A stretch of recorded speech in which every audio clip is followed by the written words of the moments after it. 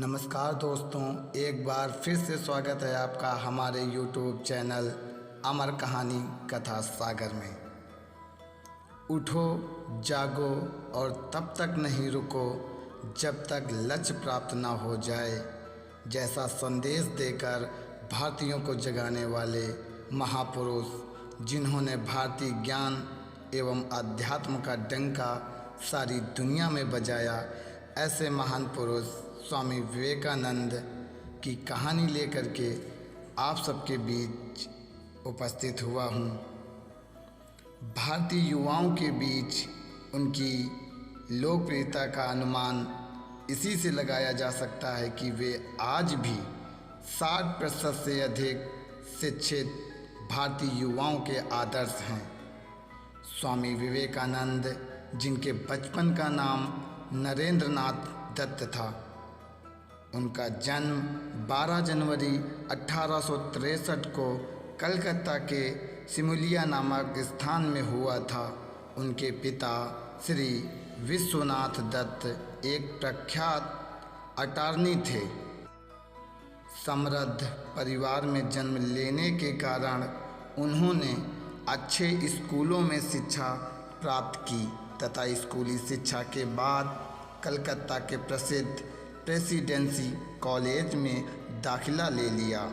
उस कॉलेज में पढ़ने के दौरान उनकी आध्यात्मिक भूख जागृत हुई और वे ईश्वर, विश्व, मानव इत्यादि के रहस्य जानने के लिए व्याकुल रहने लगे। इसी दौरान उन्हें किसी ने रामकृष्ण परमहंस के बारे में बताया, जिनकी विद्वता एवं प्रवचनों की चर्चा कलकत्ता की शिक्षण संस्थानों के साथ साथ संभ्रांत समाज में भी होने लगी थी। नरेंद्र नाथ ने भी उनसे मिलने का विचार किया। नरेंद्र नाथ ने परमहंस से अपनी पहली ही मुलाकात में प्रश्न किया, क्या आपने ईश्वर को देखा है? परमहंस ने इस प्रश्न का मुस्कुराते हुए जवाब दिया, हाँ, मैंने ईश्वर को बिल्कुल वैसे ही देखा है जैसे मैं तुम्हें देख रहा हूँ। परमहंस के इस उत्तर से नरेंद्र नाथ न केवल संतुष्ट हो गए बल्कि उसी समय उनको अपना गुरु भी मान लिया। इसी घटना के बाद उन्होंने संन्यास का निर्णय लिया। संन्यास ग्रहण करने के बाद जब वे एक परिव्राजक के रूप में भारत भ्रमण पर थे, तब खेतड़ी के महाराज ने उन्हें विवेकानंद नाम दिया। रामकृष्ण परमहंस से मिलने से पूर्व स्वामी विवेकानंद हर्बर्ट स्पेंसर के नास्तिकवाद से प्रभावित थे। स्वामी विवेकानंद में नास्तिकवाद का विकास होता जा रहा था। 1893 ईस्वी में जब संयुक्त राज्य अमेरिका में विश्व धर्म सम्मेलन का आयोजन हुआ तो खेतड़ी के महाराज ने विवेकानंद जी को भारत के प्रतिनिधि के तौर पर उसमें भाग लेने के लिए भेजा। 11 सितंबर 1893 को इस सभा के स्वागत भाषण में स्वामी जी ने श्रोताओं को संबोधित करते हुए जैसे ही कहा, प्रिय बहनों एवं भाइयों, वैसे ही तालियों की गड़गड़ाहट से वहाँ का वातावरण गूंजने लगा। सारे लोग आश्चर्यचकित थे। पृथ्वी के ठीक दूसरे छोर से आया हुआ एक व्यक्ति पराये देश के लोगों को अपना भाई बहन मानकर संबोधित कर रहा था तथा अपने संबोधन में स्त्रियों को पहला स्थान दे रहा था। इसके बाद जब उन्होंने भारत के अध्यात्म की बात करनी शुरू की तो अमेरिका ही नहीं, दुनिया भर के विद्वान जनों का बड़ा समूह चुपचाप उन्हें सुनता रहा। इसके बाद 27 सितंबर तक वह धार्मिक सम्मेलन चला। इन 17 दिनों में उनके व्याख्यान सुनने वालों की संख्या में निरंतर वृद्धि होती रही। धार्मिक ही नहीं, साहित्यिक, सामाजिक एवं वैज्ञानिक जगत के लोग भी उनके व्याख्यान को सुनने के लिए आने लगे। विश्व धर्म सम्मेलन की यह घटना उन दिनों की है जब भारत ब्रिटिश सरकार के अधीन था। पश्चिम जगत के लोग भारतीयों को हीन दृष्टि से देखते थे। उनका मानना था कि भारत में विद्वानों का नितांत अभाव है एवं यह देश हर मामले में पिछड़ा है। स्वामी विवेकानंद भारत के पहले व्यक्ति थे जिन्होंने पश्चिम जगत के लोगों का भ्रम दूर कर भारतीय ज्ञान एवं विद्वता का डंका सारी दुनिया में बजाया। विश्व धर्म सम्मेलन के समापन के बाद स्वामी जी ने विश्व के अनेक देशों की यात्रा की। वे जहाँ भी गए वहाँ के लोगों ने उनका स्वागत किया। नवंबर 1894 में उन्होंने न्यूयॉर्क में वेदांत समिति की स्थापना की। वे 1897 ईस्वी में जब स्वदेश वापस आए तो देशवासियों ने भी उनका शानदार स्वागत किया। 1 मई 1897 को उन्होंने कलकत्ता में रामकृष्ण मिशन की स्थापना की।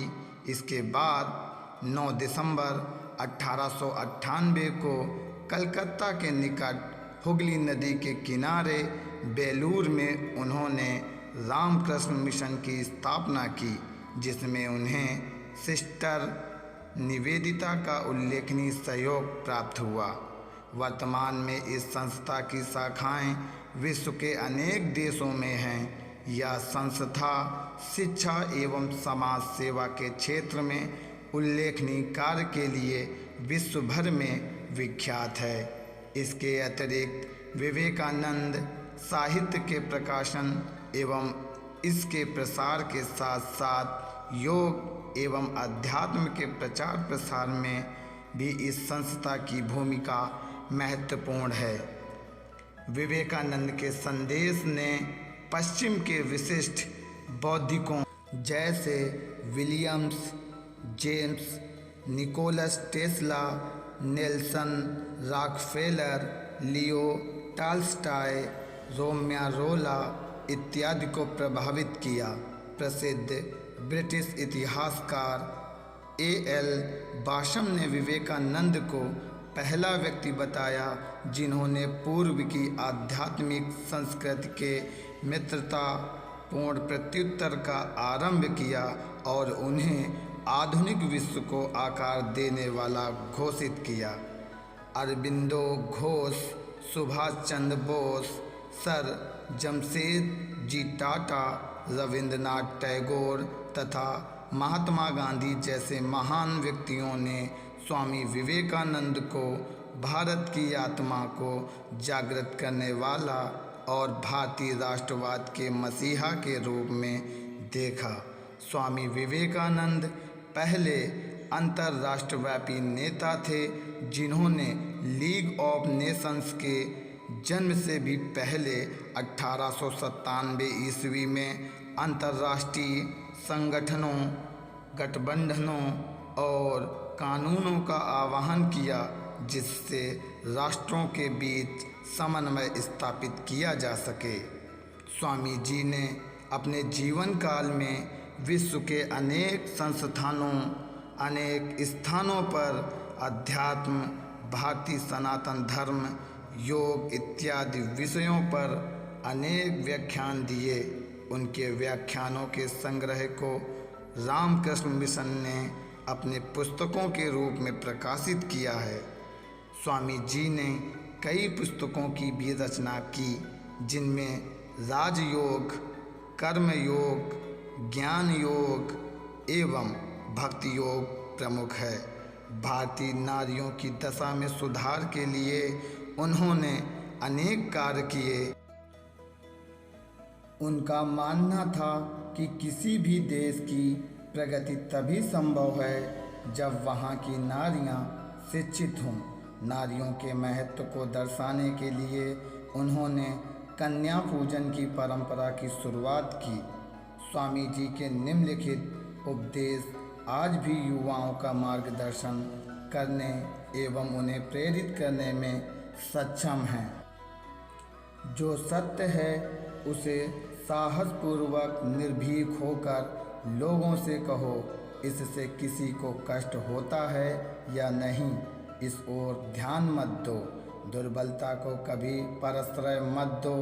तुम अपनी अंतस्थ आत्मा को छोड़ किसी और के सामने सिर मत झुकाओ। जब तक तुम यह अनुभव नहीं करते कि तुम स्वयं देवों के देव हो, तब तक तुम मुक्त नहीं हो सकते।